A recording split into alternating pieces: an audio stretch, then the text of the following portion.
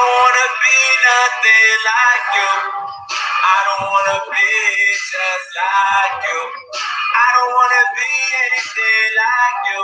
I don't wanna be just like you. Look, I don't wanna be no fuck nigga. I don't wanna sell drugs, nigga. I don't ever wanna fuck mad hoes and they claim I can't find love with them. I don't wanna be no super thug. I don't ever wanna get tripped up. I don't wanna get drunk and high, spend all my time in the strip club. Look, I don't ever wanna go to jail and shit. Third time to get bail and shit. Be a bum and start stealing shit. Fuck around and die and go to hell and shit, yo. I don't wanna be jobless. And I don't wanna be heartless. Run around trying to start shit, picking fights, thinking I'm hot shit, yeah. I don't wanna be conventional, and I ain't into what you're into. Pray to God I don't run into someone just like you. My one issue, hope one day that shit does hit you. Cause you so goddamn judgmental, and I don't wanna, look. I don't wanna be nothing like you. I don't wanna be anything like you. I don't wanna be just like you. I don't wanna be anything like you. I don't wanna be just like you. I don't wanna be just like you. I don't wanna be just like you. I don't wanna be nothing like you. I don't wanna be hopeless. A pretty girl with no focus. Single mom but like 4 kids. Never had much, never owned shit. No school, no diplomas. Dropped out and don't know shit. Steady sticking my nose in on your business, spreading rumors. I don't wanna be chasing guys. Half ratchet, half sanctified. Giving all your friends lame advice. Always going out, can't stay inside. Yeah, I don't wanna become trite. Content with my fucked up life. Little attitude, acting uptight. Never had a clue, but I love fights. No, I don't wanna smoke cancer sticks. Going out every chance I get. I love the truth, but can't handle it. Trying to cover bruises with bandages. But I hope one day that shit does hit you. Cause you so goddamn judgmental. And I don't wanna have to. I don't wanna be nothing like you. I don't wanna be anything like you. I don't wanna be just like you. I don't wanna be anything like you. I don't wanna be just like you. I don't wanna be just like you. I don't wanna be just like you. I don't wanna be nothing like you. I need someone to look up to, a role model I can run to. When I feel lost and I'm confused and I'm out of touch with my young roots, I need confidence so that I can get. And I love you and your common sense. Cause lately I've been trying to live this thug life and I'm not convinced. Look, I love how you handle your own. Glad you are the king to your own castle. You handle life when it's thrown at you. Never curl up, never fold fragile. I need you to be here regardless. Teach me how to be there for my kids. Show me how to be fearless often. I need real guidance. I ain't scared of options. Because of you, I got a clearer conscience. Because of you, I'm not scared of monsters. Because of you, I'm not afraid of failure. When life was blurry, you made it clearer. And God forbid, if you die now, I know that I'll be well taken care of. I know that you'll be there waiting. I just wanna be just like you. I wanna be anything like you. I wanna be just like you.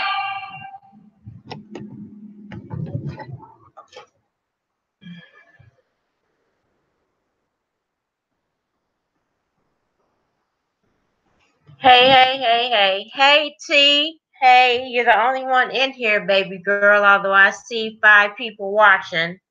And I know that YouTube is full of drama, and tonight I'm not about the drama, so I don't expect many people to be in here tonight. It just goes to show you why drama channels get all the views.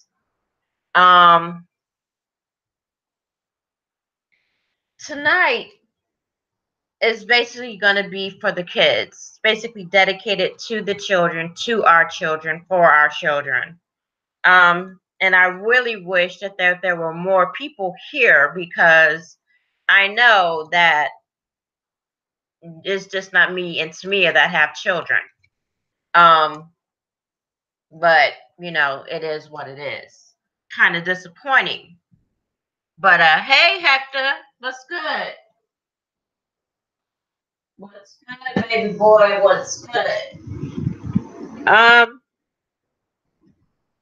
but with everything that's going on in our world, everything that's going on in the country, with our children, especially the victimization of our children, the rape of our children, the trafficking of our children, the molestation of our children, the kidnapping and abduction of our children. Yes, this happens to adults as well. But tonight, I'm not talking about the adults. Tonight, I'm talking to the adults about our children. And I'm going to do it in a way of poetry, because poetry is my way of expressing myself.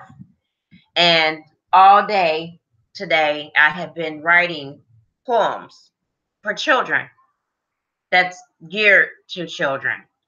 There may be one or two that I did not write, and I will cite that writer, but the majority of them I did do. And I guess because I'm going to be a grandmother soon, and I have a daughter that, you know, you guys know what is going on with her. I also have an 18-year-old daughter that will be leaving for the Navy soon. And I have a son. And we came from Chicago. We lived in Chicago. We lived in Chicago for a very, very long time. And if it wasn't for my children being born, I don't think that I ever would have left home. But at that time, even at that time, when my daughter was born in 93, Chicago wasn't that bad. It didn't have what it has now. It had its problems, but the worst you could deal with in Chicago, probably riding on the red line, is getting your chain snatched, or maybe getting your purse snatched. You didn't worry about getting your life snatched and shot and killed. You could walk down the street in peace. So I'm just gonna get into it, and I hope that this is beneficial to everybody. I hope that this works out for everybody. I hope that this is not going to make anybody feel any type of way. I'm not criticizing anyone's parenting skills. That's not what my poem is about, or what my poems are about. My poems are about letting children be children. And this is the first one. And it is an inspirational poem. And it's called Let Me Be a Child. Let me know when I make you proud, and help me to have pride in my own accomplishments. Let me earn your trust, then trust me. I won't let you down. Let me try my wings. If I fail, let me know it's okay, and encourage me to try again. Let me know you love me with a hug, or a pat on the back, or when I need it, with a firm but gentle no. Let me be. Let me change. Let me grow. Let me tell you when I'm feeling bad or angry, even at you. And let me know that even on my worst days, you still like me. Let me dream. Share my joy when my dreams come true. Share my tears when they don't. Let me feel secure in my home. Help me realize that love is always there, that I can depend on you no matter what. Let me run, let me laugh, let me play, and most of all, let me be a child. That poem was written by me when I was, I think, 11 or 12 years old, going through what I was going through and trying to find something positive out of my situation. And it helped me for a little bit, but I hope that for you guys who still have children, no matter how old they are, they're still your babies. Let them be children. But like it said, with a firm no, let them know when they're messing up. Let them know when you're unhappy. Let them know when you're disappointed. Because if you don't let them know, how are they going to know?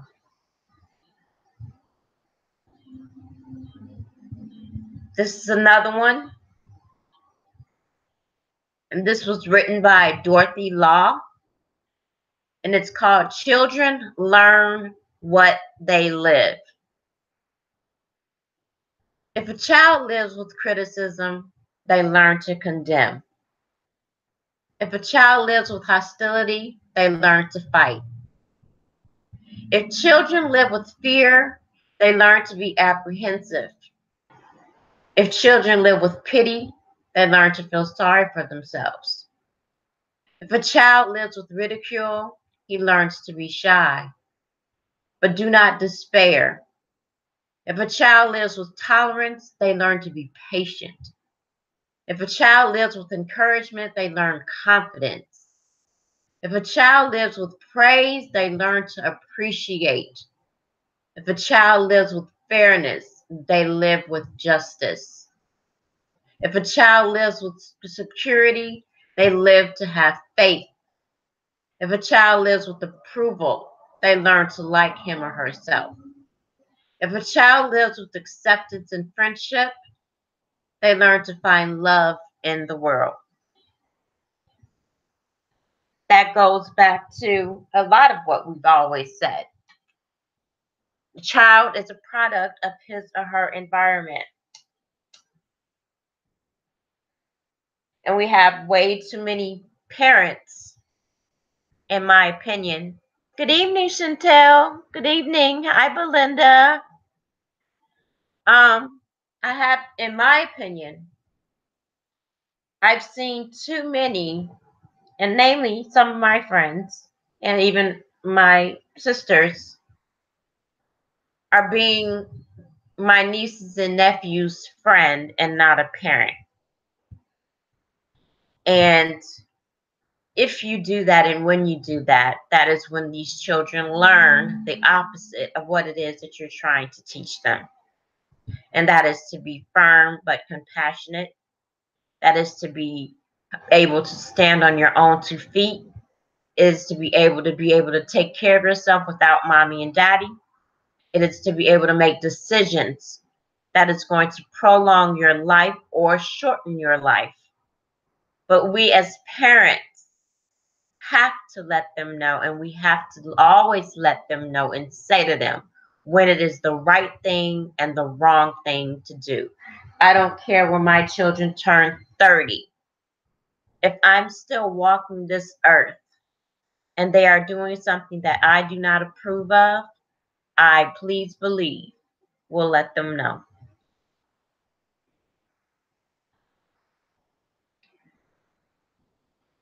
This is a poem that I wrote, I don't know, maybe in 10th grade, 7th grade. I didn't put the date on it.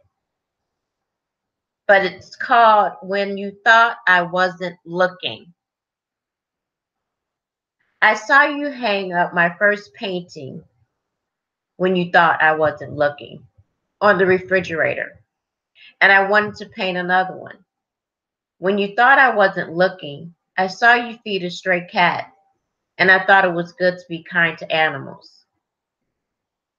When you thought I wasn't looking, I saw you make my favorite cake for me, and I knew that little things are special things.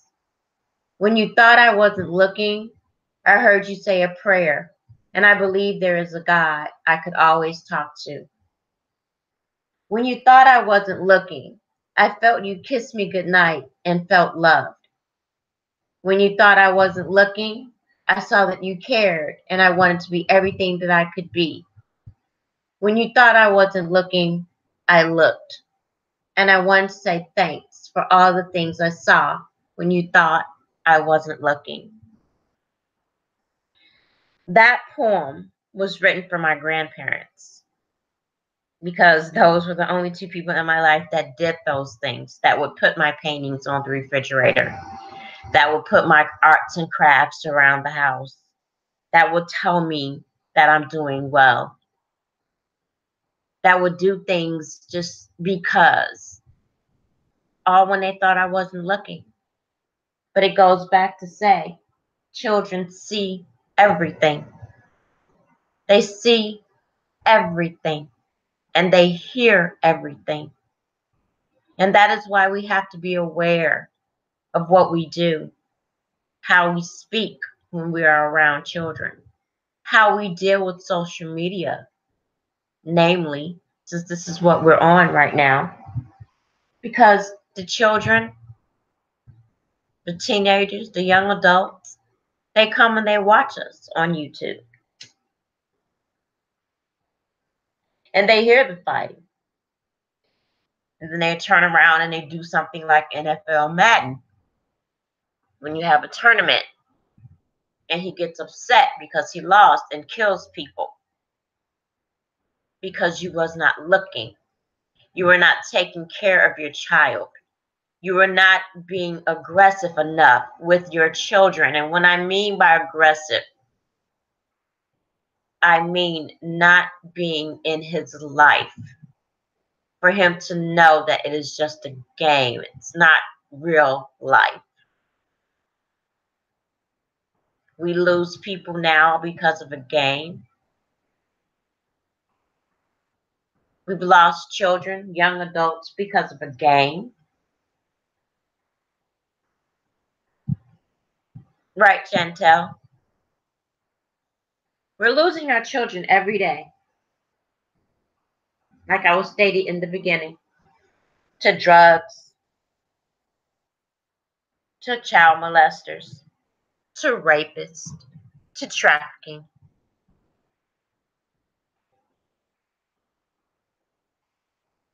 I could go on and on and on. But now we're losing our children to games, Xbox, PlayStation games. Why do you think that is? Could it possibly be because some parents have no interaction with their children? And so all they have is the Xbox and the PlayStation? My son is 24 years old. Just made 24 on the 12th of August. And yeah, he has the Xbox 360 or the Xbox One or whatever you call it. And he plays it. But my son understands that it is just a game. Even when he's playing online and it gets very, very competitive, he understands it's just a game. It's not real. But that is the difference between my parenting and my husband's parenting and another child who can't tell the difference between fantasy and reality.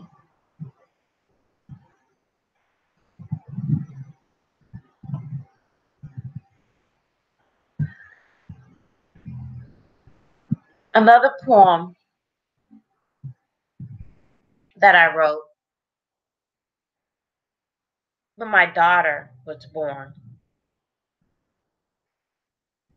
It's called Love Me for Me. Dear Mom and Dad, my hands are little. I don't mean to spill my milk. My legs are short. Please slow down so I can keep up with you. When I touch something bright and shiny, please don't slap my hands. Please look at me when I talk to you.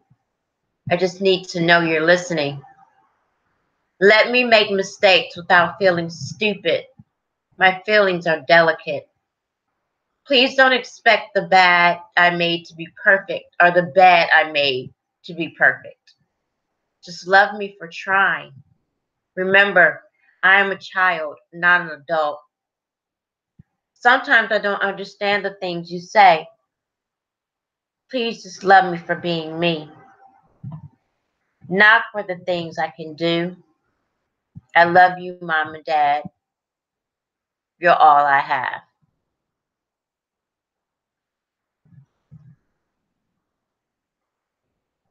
Hey, leave-in conditioner. Right, right, leave-in conditioner. Exactly. They have to know the difference. And you would think that a young adult, hey, Faith, my Faith, hey, baby. Hi, finest Jules. Hello. You would think that a young adult, a young teenager, would know the difference between an Xbox game, a tournament, and in reality. But instead, this person, I can't say he didn't understand or didn't know the difference between fantasy and reality, or maybe he had mental issues. But he shot and killed people over a Madden NFL tournament game. This is why I say in the title, will our children be allowed to grow in a world so cold?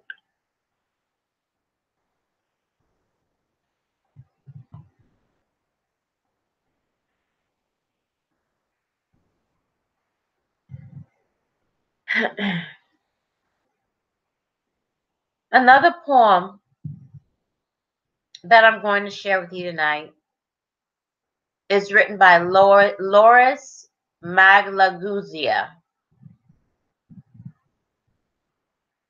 It's pretty long, but I hope you guys enjoy it. The child is made of 100. The child has 100 languages, 100 hands, 100 thoughts, 100 ways of thinking, of playing, of speaking. 100, always 100 ways of listening, of marveling, of loving. 100 joys for singing and understanding. 100 worlds to discover. 100 worlds to invent. 100 worlds to dream. The child has 100 languages and 100 and 100 and 100 more. But they still 99. The school and the culture separate the head from the body.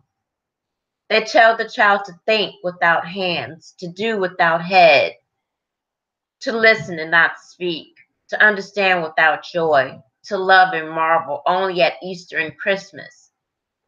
They tell the child to discover the world already there. And on the 100, they still 99. They tell the child that work and play, reality and fantasy, science and imagination, sky and earth, reason and dream are things that do not belong together. And thus they tell the child that the hundreds of is not there.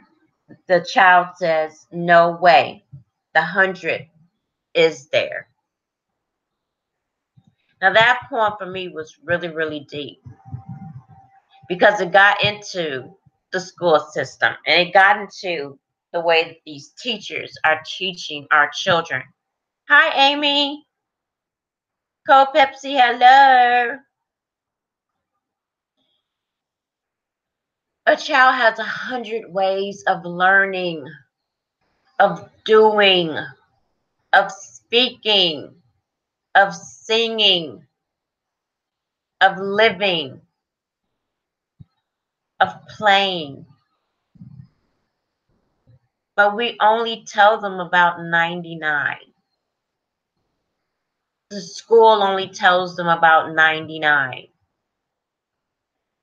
We have to tell our children, you can be whatever you want to be. You can do whatever you want to do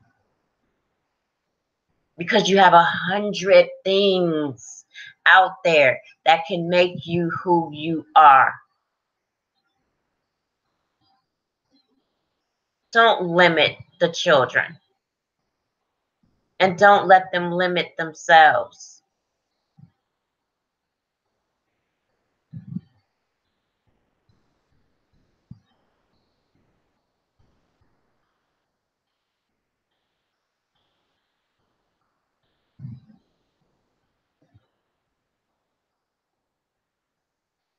This is a poem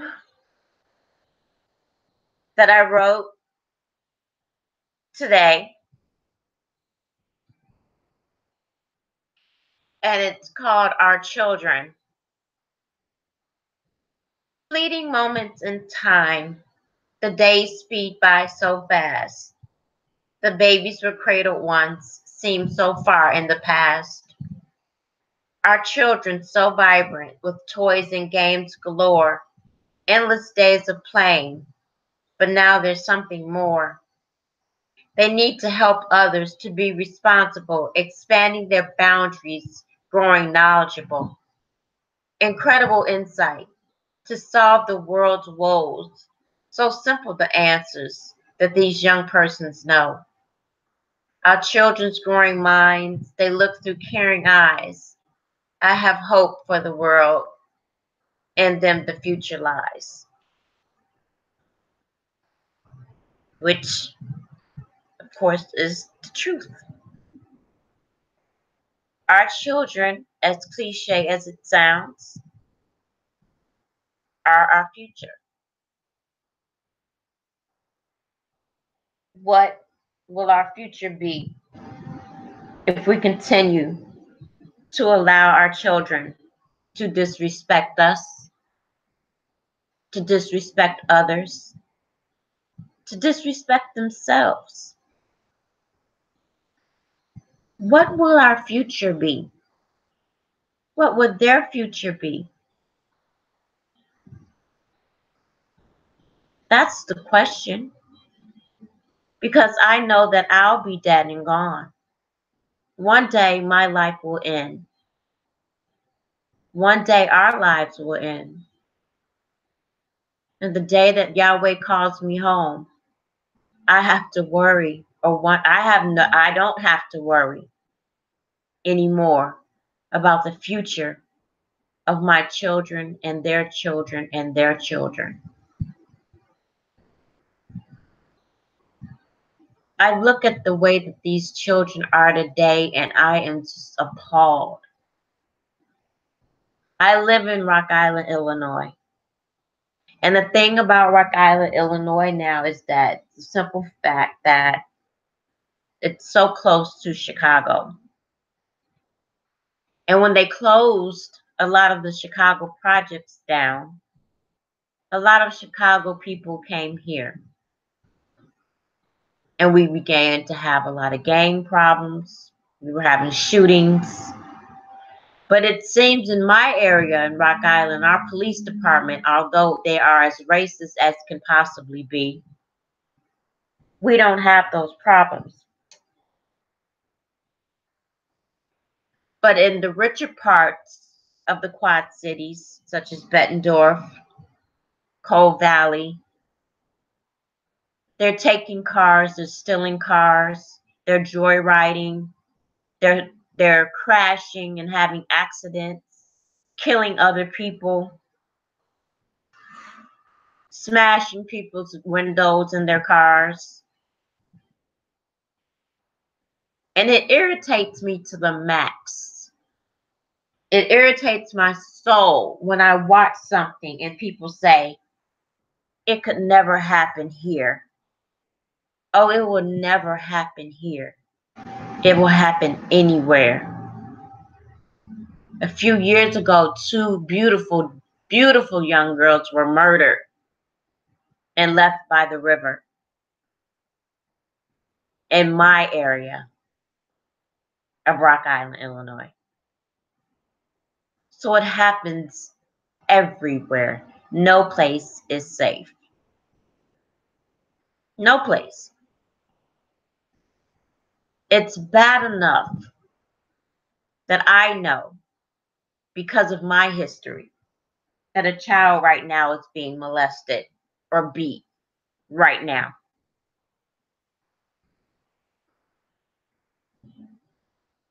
And they're living in hell. What does that child do? You can't go outside because what if you go outside just to get out and someone picks you up?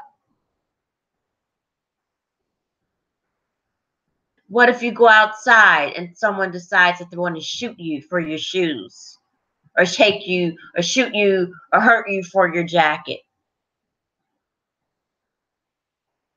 What does that child do?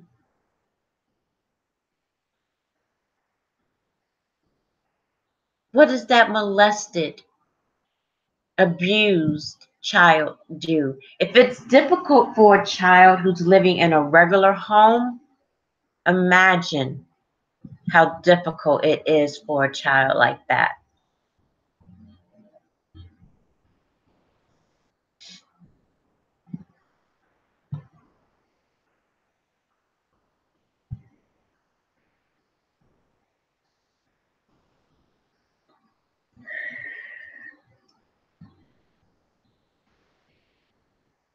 This other poem was written by a poet, but they did not leave their name.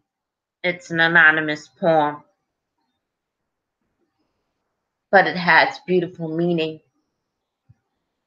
from what I was just talking about. And it's called Unconditional Love.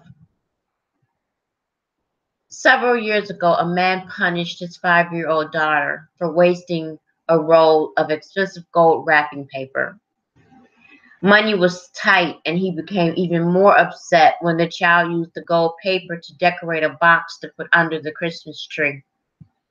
Nevertheless, the little girl brought the gift box to her father the next morning and said, "This is for you, Daddy."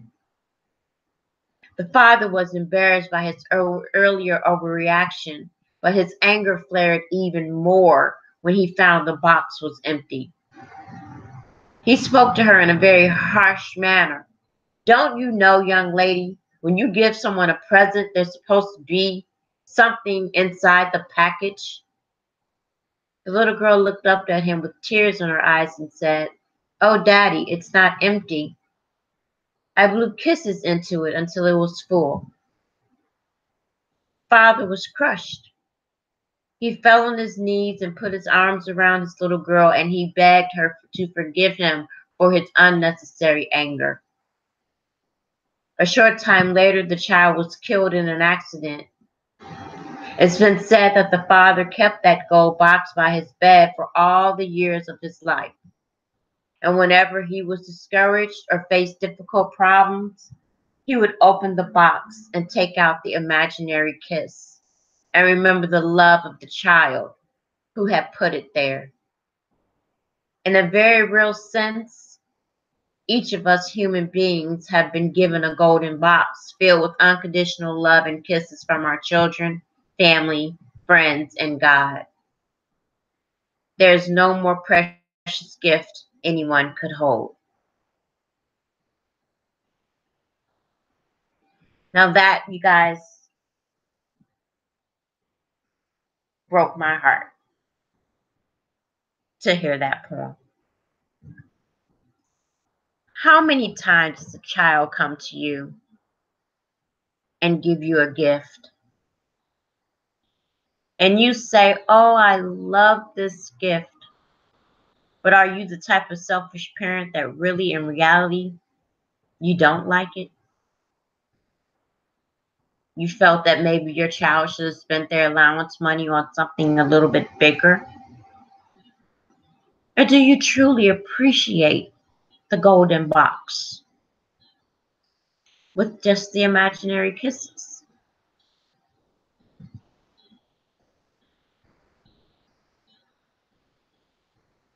What means more? The gift that you can see, or the gift that is just the child telling you, I blew 1,000 kisses?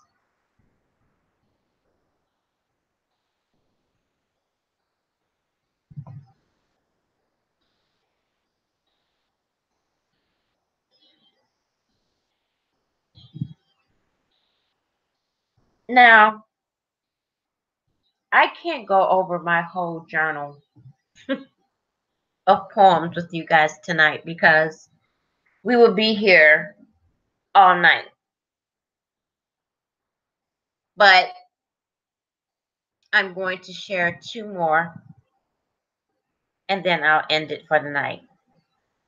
Chantel, I was taught to value all things small because they mean more because they come from the heart. Right, Chantel. Even unfortunately, a lot of children are being raised through the foster care system. Right, Belinda, our children are not being raised up. They are being dragged up. Just pushed through life. Children have to. Right, exactly. Exactly. Yes, Hector, I'm good, babe. I'm good. Um, the next one I'm going to share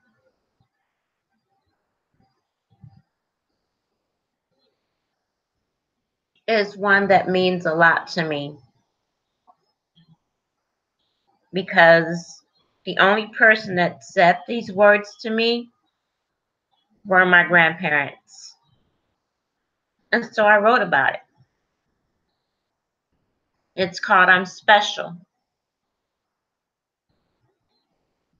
I'm special. In all the world, there's nobody like me. Since the beginning of time, there has never been another person like me. Nobody has my smile. Nobody has my eyes, my nose, my hair, my hands, my voice. I'm special. No one can be found who has my handwriting. Nobody anywhere has my taste for food or music or art. No one else sees things just as I do.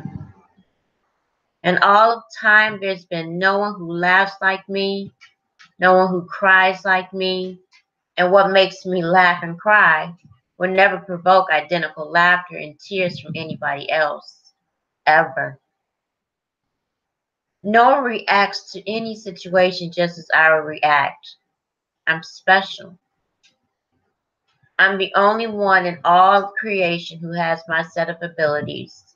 Oh, there will always be someone who is better at one of the things that I am good at, but no one in the universe can reach the quality of my combinations of talents, ideas, abilities, and feelings. Like a room full of musical instruments, some may excel alone, but no one can match the symphony sound when all are played together. I am a symphony. Through all of eternity, no one will ever look, talk, walk, think, or do like me. I'm special. I'm rare. And in all rarity, there's great value. Because of my great value, I need not attempt to imitate others. I will accept, yes, celebrate my differences. I'm special. And I'm beginning to realize it's not an accident that I'm special. I'm beginning to see that my higher power made me special for a very special purpose. He must have a job for me to do. No one else can do it as well as I. Out of all the billions of applicants, only one is qualified. Only one has the right combination of what it takes. That one is me, because I'm special.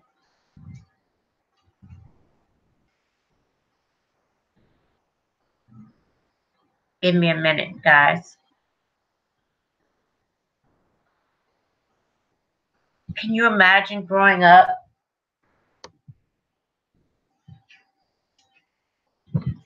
and not hearing that you're special? I have a mother that never said I was special.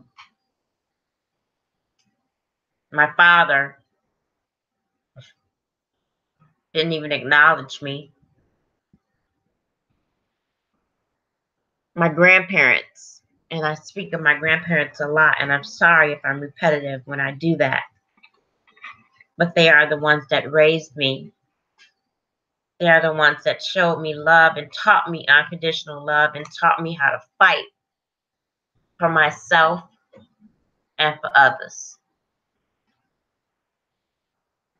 To never sit down, to not be bullied, and back in the day to always carry a quarter in your pocket should you need to make a phone call. Those were the type of grandparents I had. And I miss them a lot. I haven't quite met anyone like them in my life.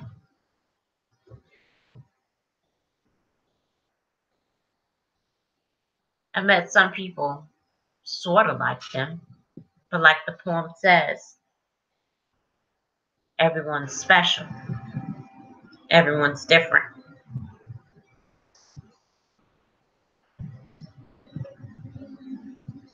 But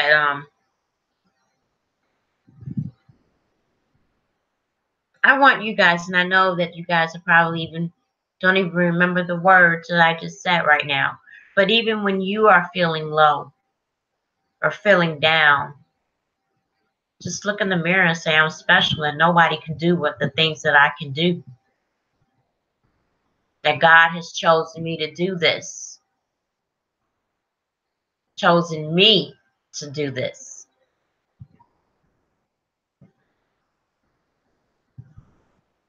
That's all you have to do. And you may think of things differently. But just start saying to yourselves, I'm special. Start telling your kids, even though they may not want to listen, you're special. No one can do the things that you can do.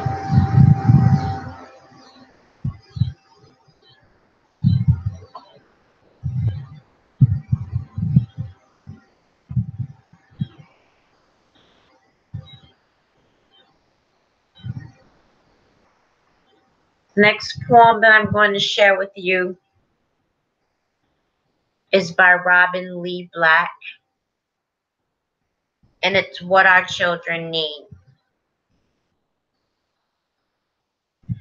They need us to cherish every minute with them, for tomorrow may be too late. They need us to hug them so they know that they're important to us. They need us to show interest in what they do. All they want is approval. They need us to listen to what they say, remembering they are our future. They need us to dream with them because this is how they find where they want to be in life. They need us to respect them because this is how they learn to care about others. They need us to encourage them because this is how they become the best they can.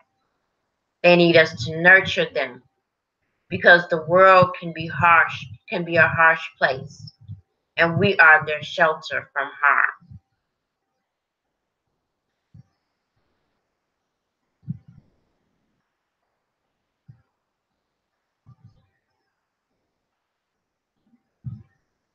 Now,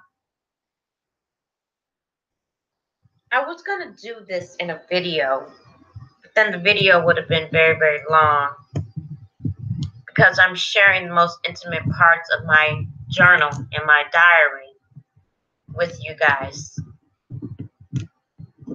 with my poetry. Poetry that no one has really seen, not even my husband. But I feel as if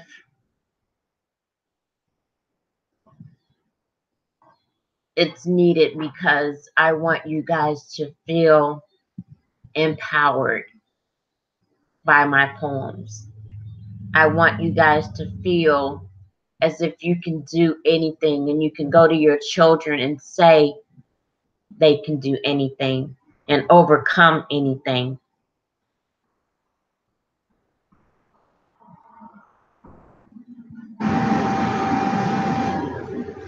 This poem is going to be hard for me to do. So give me a minute. But we'll get through it.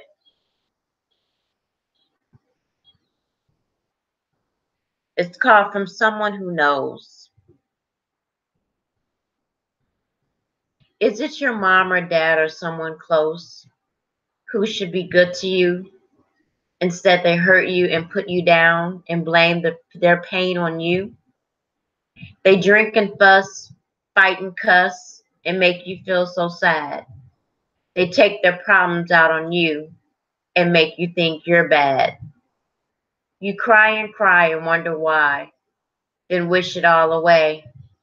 But still you have to struggle on to face another day. You count the tears till you'll be grown, and then you'll have your say. You cross your heart and hope to die. You'll never be this way. You plot and scheme, believe and dream that you'll be free in time. You try to find some happiness, if only in your mind. Don't keep these secrets all inside. Tell a teacher or a friend. There are no magic answers, but one day this will end.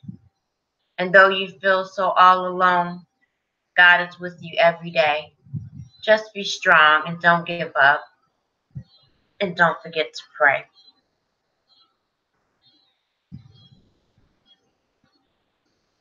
I can't even remember when I wrote that poem.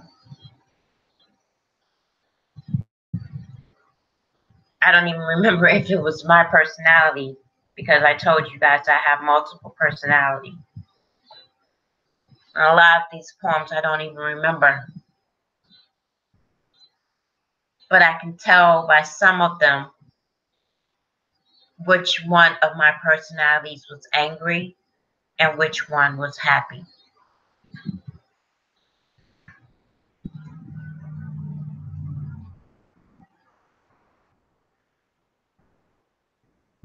Someone, and I wasn't going to bring this up, but I have to.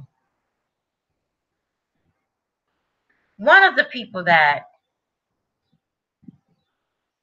support the YouTuber that I've been talking about in the last couple of days left a comment under her page about leave Deb alone, she's crazy. And then another person said, crazy people can get it too.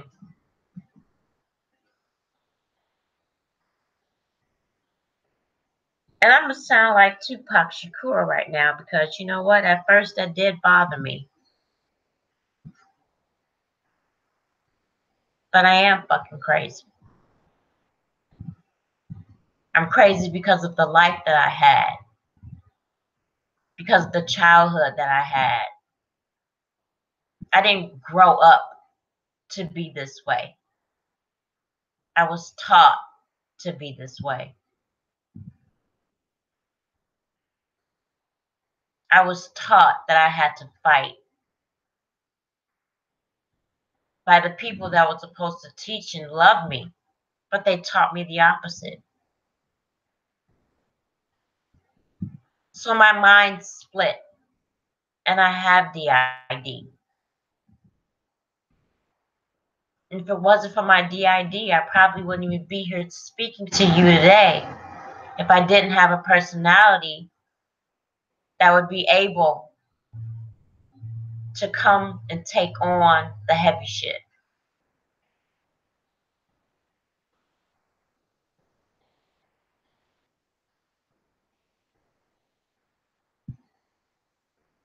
Now, this poem is probably the one that means the most to me,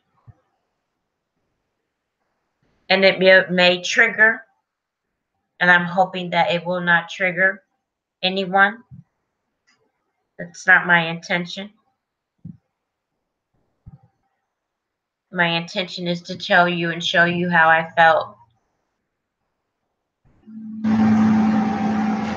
And it's called Death of an Innocent.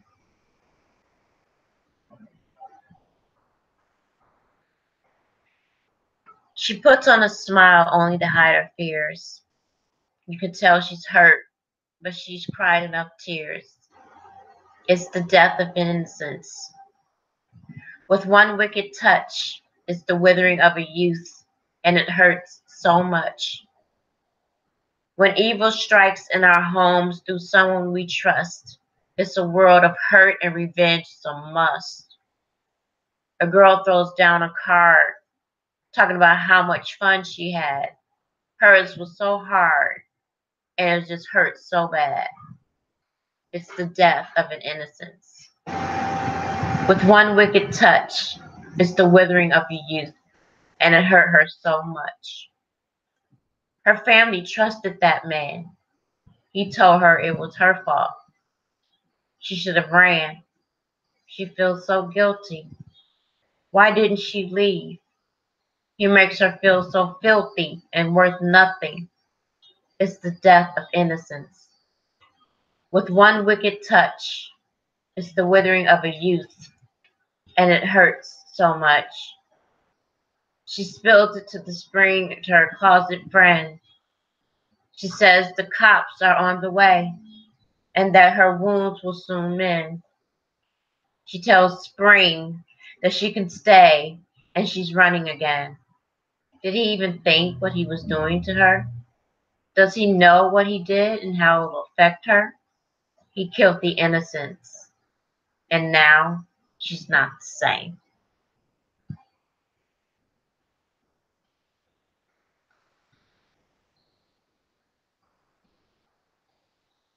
There's a song that's sort of similar to this by Alexandra Gomez.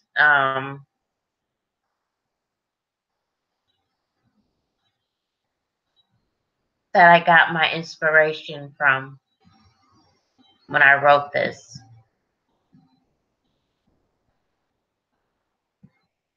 But it's innocence lost.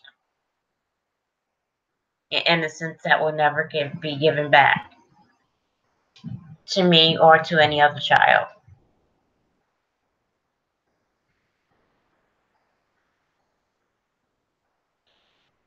I just want you guys to walk a moment in our shoes. Those of you who was blessed to have families that loved you unconditionally. Oh, it's great, Tamia, I guess. I mean, it's still having some problems, but it's doing all right. Thanks for asking.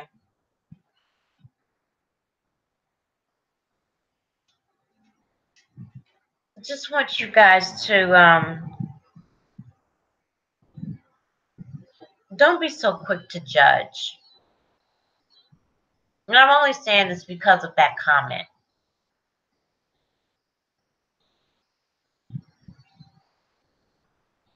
Those of us who get on YouTube and speak our truth are the ones that are called crazy. We're the ones that are made fun of. But then you have to wonder, what are you? What does that make you? That you would write, leave Deb alone, she's crazy. Or yeah, crazy ones can get it too. And you follow someone who acts worse than we do.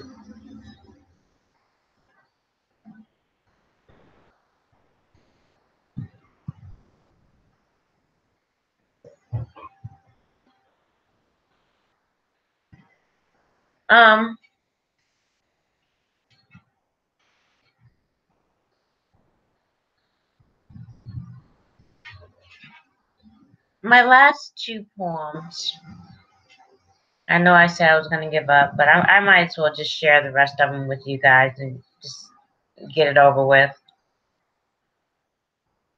One is written by Desiree Yvonne Nelson. And when I read you this poem, you'll understand what I mean by DID. Right leave-in conditioner. Right T. It's called Mistaken Identity. What do you think? Now that you see what I am, I'm still the same girl, the girl you've always known. I like songs and paintings, romantic comedies, and Harlequin romances. I still like staying up all night, gossiping with friends, only to wake up early and eat pizza and ice cream for breakfast. So I have a hidden past. Who doesn't have one? So now that you see what's been lying under my surface, has it been worth it for you? I've always run from my past, but now I'm chasing it, and my mistaken identity is left behind, along with my mask. I've talked about my mask, you guys, before. Those of us who suffer from mental illness wear a mask, and those of us who have been molested as children wear a mask. We hide our emotions, and we're really good at hiding our emotions.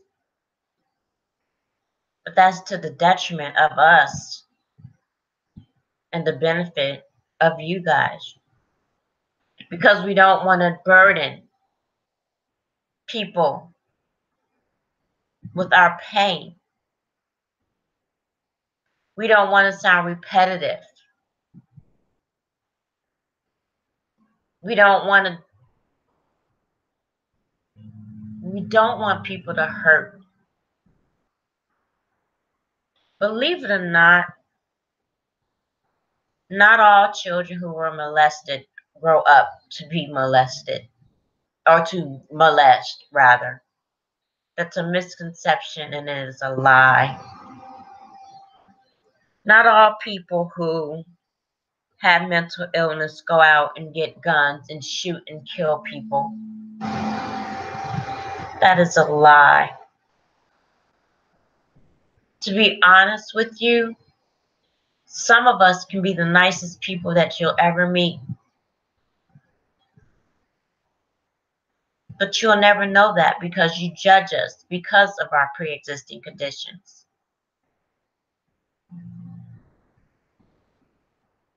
You never know it.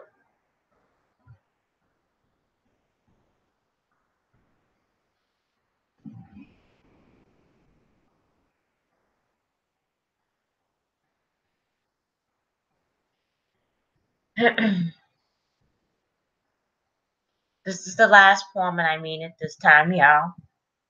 It's by the same person. I want you guys to look up Desiree Yvonne Nelson. She is an awesome poet. She is a survivor of child molestation and abuse. She's a wonderful, wonderful, wonderful poet.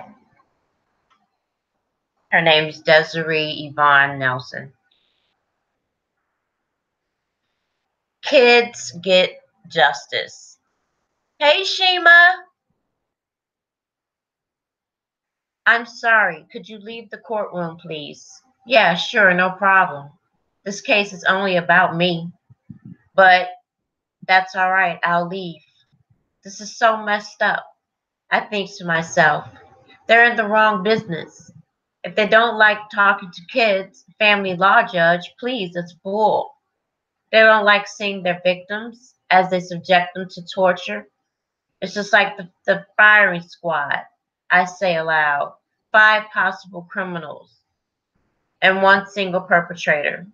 They can't handle seeing the criminals, except kids suffering from abuse, are far from being the criminals. When will kids get justice?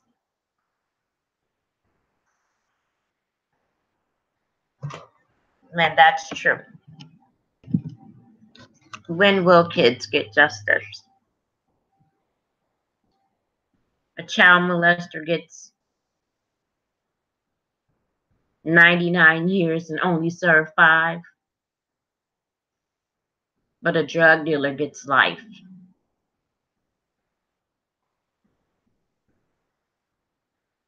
Is that fair? Or is that just the justice system? That's the way our system works. Well, it's bullshit. It doesn't work for people like me, people who look like me, people who have finances like me, who don't have the finances like me. I couldn't even sue my father because of statute of limitations. But my pain doesn't have a statute of limitation. My nightmares don't have a statute of limitations. But he does. He's protected.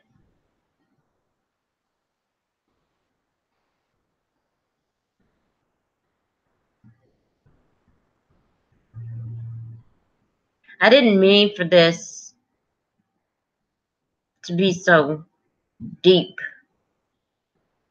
And like I said, I was just going to do it as a video. But when I'm going through my poetry and I'm reading my poetry and I'm going through something, like I said, this is my diary. Cold Pepsi I go through every day because I don't want to be in pain. Right, Cold Pepsi. Right. But I used YouTube, right, T, by law but not by God, as a visual journal, a visual diary. I'm glad you do, Cold Pepsi. Because, like I said, whenever I leave this world, whether it's by accident, whether it's by a suicide, because I can only be real with you, or whether it's by natural causes, I want this channel to be an enlightenment to someone else. I want this channel to show that we are normal people. And we're no different from anyone else. We have aches and pains. We have smiles and cries just like everybody else. We're no different. So don't treat us like it.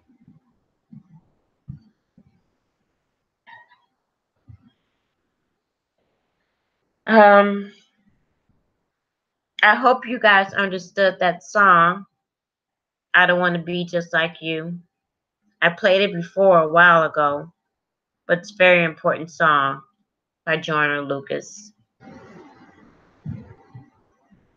If anyone who did not hear that song, look up Joyner Lucas and you can hear it again.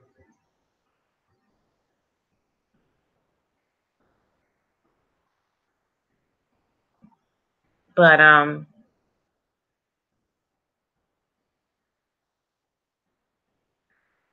I feel like a weight has lifted off of me a little bit because I've shared with you guys the most intimate part of my journals. Right, T. And I've also shared with you some poetry by others that without them, I don't know where I'd be. Desiree Von Nelson is a wonderful poet. And I'm more into poetry than I am on anything, but I'm into melancholy poetry.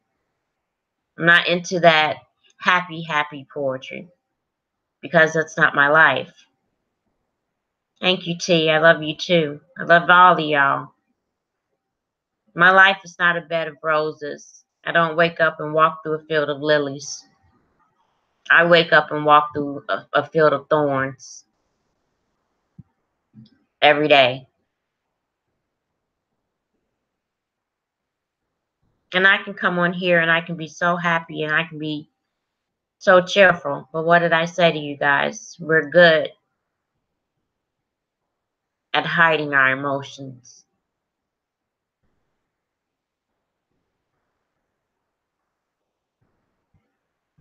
But sometimes when I'm on here, I don't hide my emotions.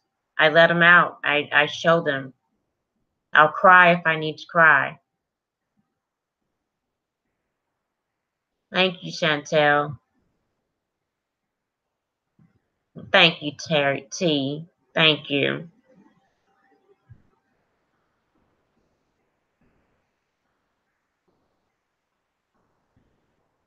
And just, just you guys, you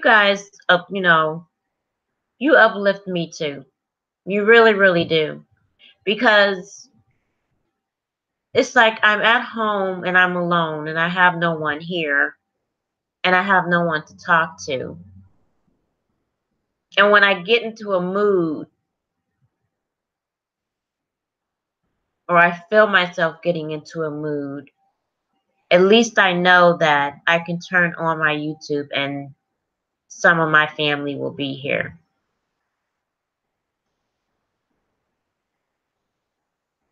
I just wish that I could turn on this YouTube and just laugh with you guys all the time and just not feel like I'm burdening you with my bullshit.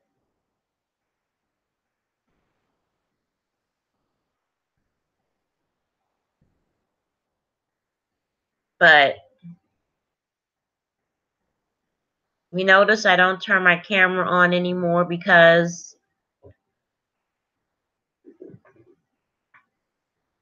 I don't like the way I look. I feel grimy. I feel old. I feel I don't feel myself. Hey Meech. I don't feel myself. I feel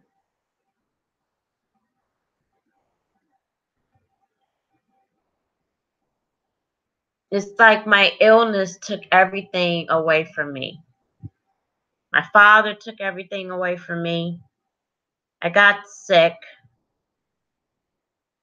And then that took everything away from me. Took my teeth away from me. Took my weight. Took everything away from me. And I don't like turning on my camera anymore.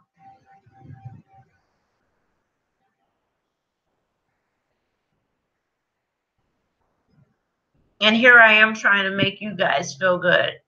Here I am trying to uplift you guys and let you guys and say to you guys to look in the mirror and say that you're special.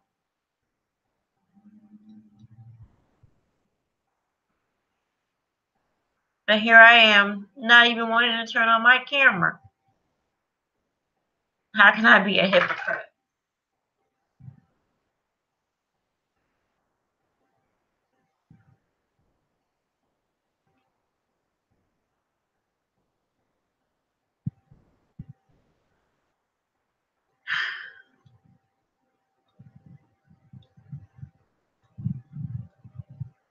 I've said all that I can say.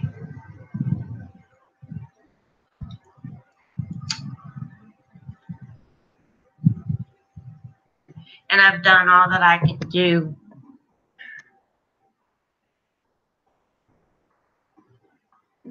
To try to make myself feel attractive. To try to love me.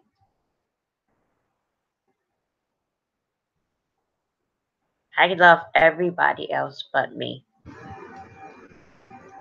And maybe it's because I was taught to be fucking perfect.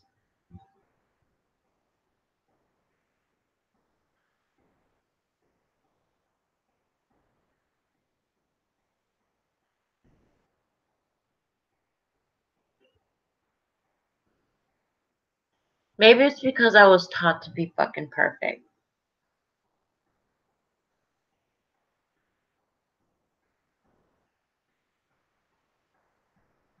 And as a kid, when you're taught to be perfect all your life, everything has to be perfect. It's such a pain in the ass to be perfect.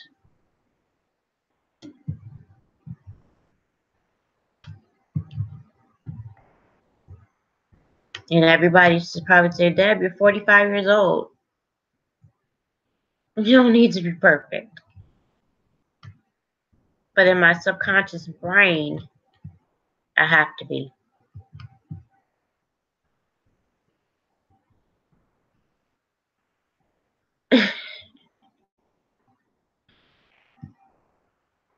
It's all right. Hope Chantel come back.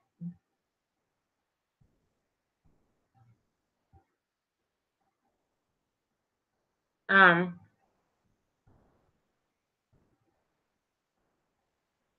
but we haven't had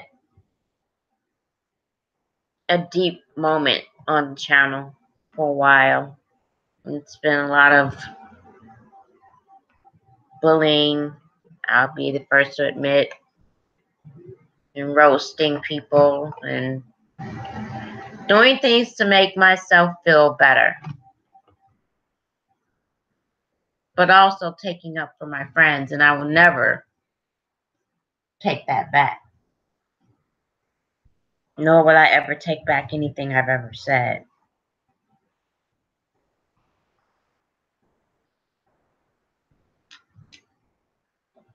But poetry is what I am and who I am, and pain is what I am and who I am. I have bad skin and teeth, so I know how you feel. I don't feel good about myself. Thank you, Richie. T, you are gorgeous, so stop. And your laugh and Michi's laugh, y'all, both of y'all laughs just brighten my day. What you did to your mom today was hilarious, T. And I needed that laugh.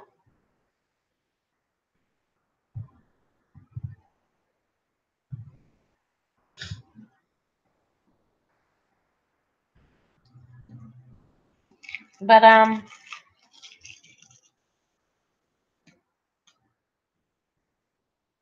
yeah. You know when you have so much to say, but you run out of things to say at the same time? It's just like, what more can I say other than what I've just said? I can go on and on and on with my poems, but then I would have nothing else to talk about. I would have nothing to, help you guys with in a later situation. I have to leave some of my poetry to myself. But for those of you who just came in late, please go back and listen. I think that this was about our children, and we all have children. And I think that even letting your children hear, hey, that's needed.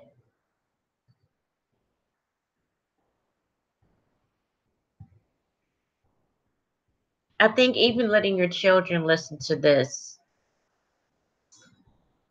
will help. I really do.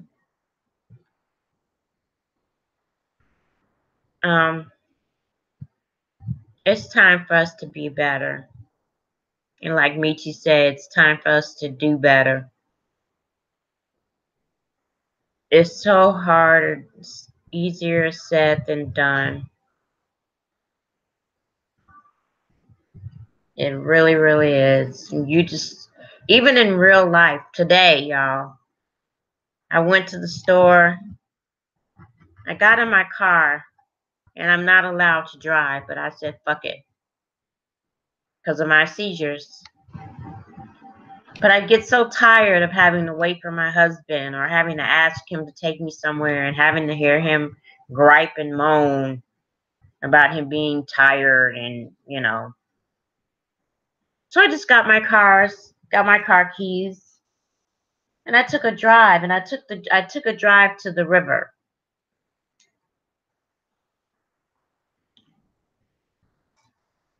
I took a drive to the river.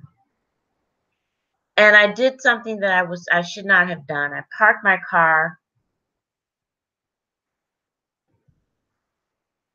and I sat on the dock, you know, the boat dock where you're not allowed.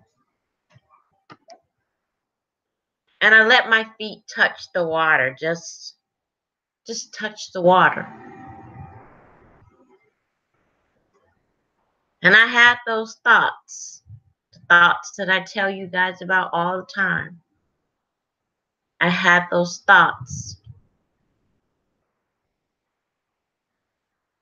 And as I was sitting there, and I'm just sitting there, and I'm sitting there, and I'm thinking about my family, about my grandbaby,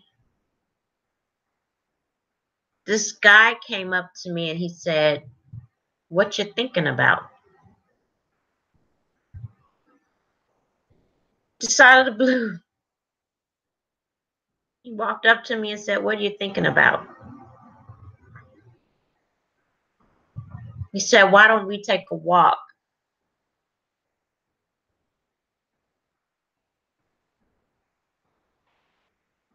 And normally, I would have cursed his ass out. Normally, I wouldn't take a walk with nobody that I don't know.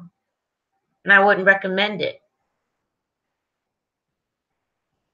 But as he helped me get up off the dock, we walk off the dock and he said, "Point me into the direction of your car. Or do you need help? Isn't there something else that you would like to be doing other than sitting on the dock?"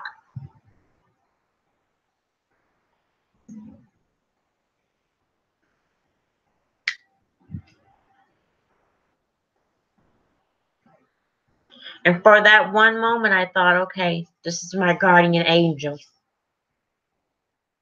God sent him to me at the right time. And I got into my car. I felt a little bit better. And I went to the Goodwill.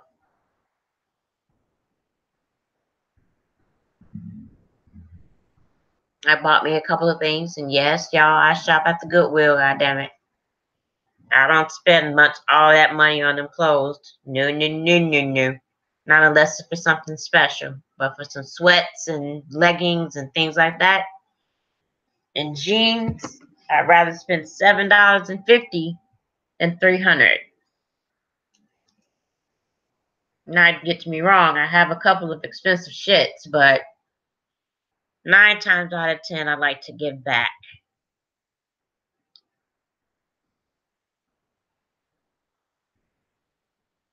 So I did that.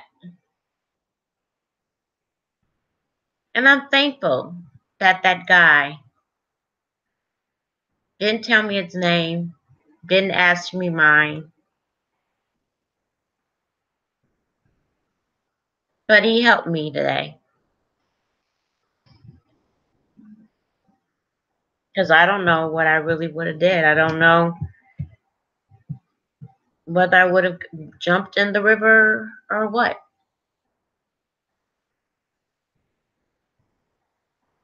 There are days you got me through times I didn't think I could get through. Another second, I need your strength. Thank you, Michi. And I hope your doctor's appointment went well.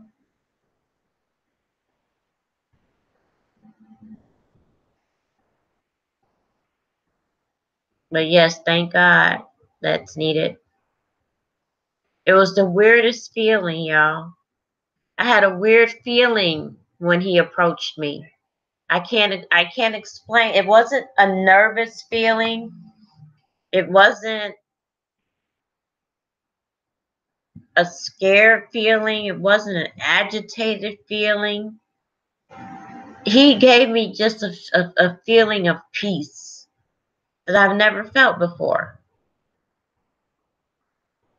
Never felt that peaceful before. So who's to say? Was it my guardian angel? Was it Jesus himself? I don't know. Was it my grandfather in the form of this person? Or was it my grandmother's spirit in the form of this person? I don't know. And it's not my job to question it.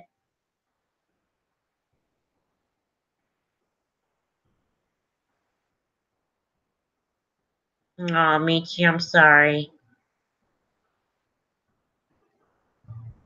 That's needed, I think it was.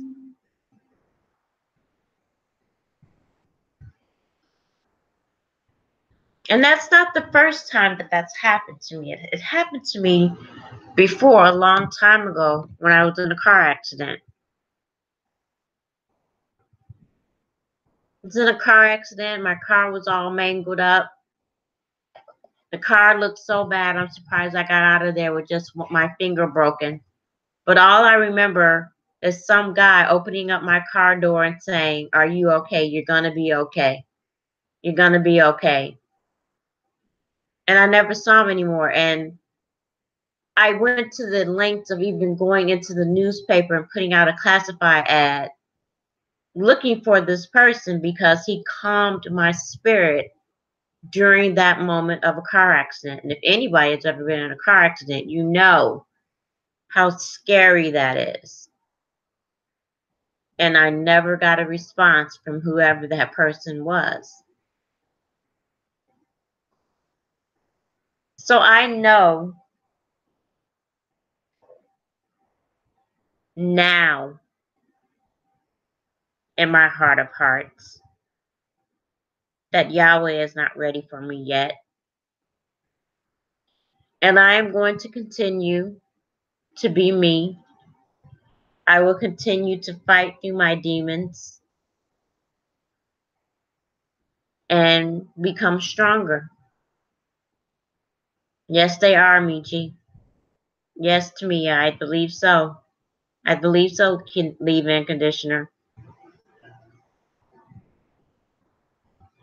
And that makes me feel so special, y'all. It really does. It makes me feel so special that I do have a guardian angel. I do. And it makes me look at things in a different perspective.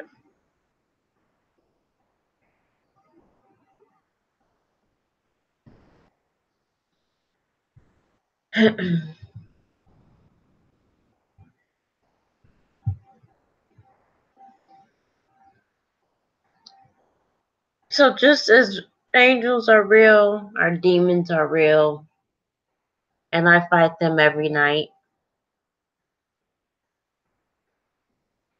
But I'm not afraid.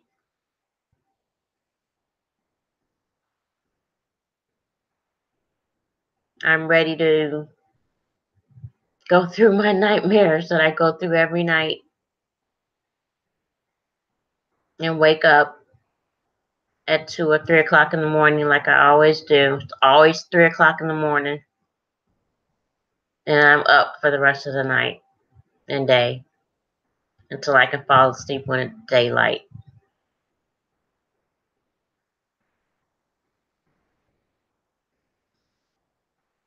But I'm not afraid.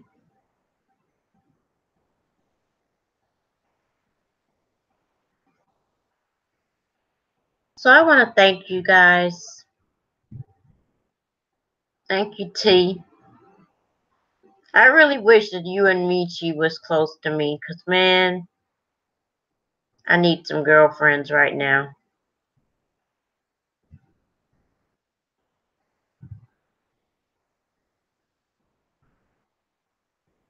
Because I feel alone, even though I'm not.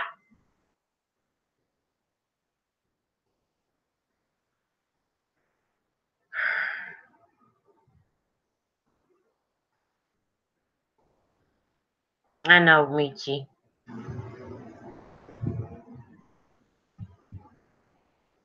And I hope that you know that I'm here for you too, for real, for real.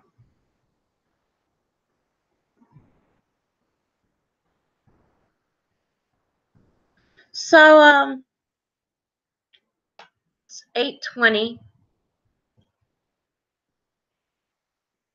We can plan a trip if Michi Health would allow it. Yeah, that would be awesome. We can plan a trip with Michi and her health. Hell, mine too. All of us should go someplace real nice and have us a girls trip. I think that'd be a wonderful idea that we should talk about and push for.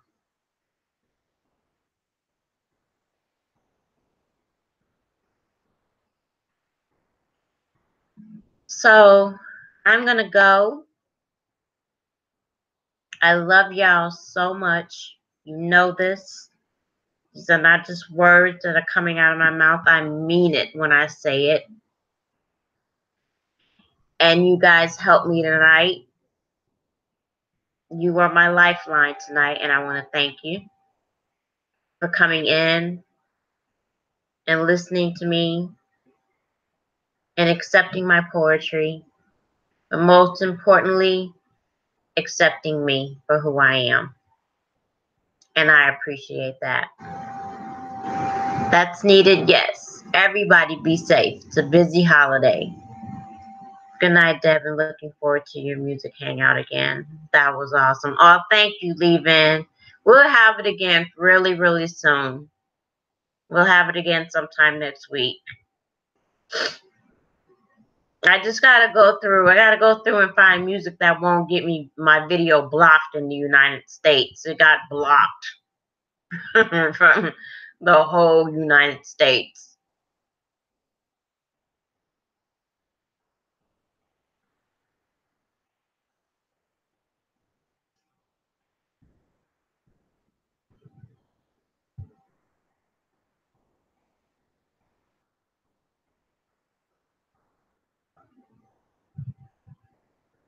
So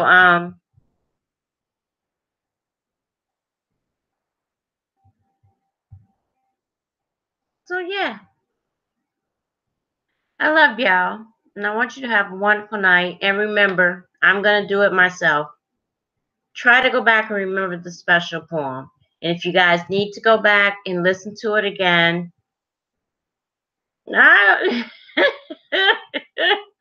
me, just either you cooking or the phone. What is going on?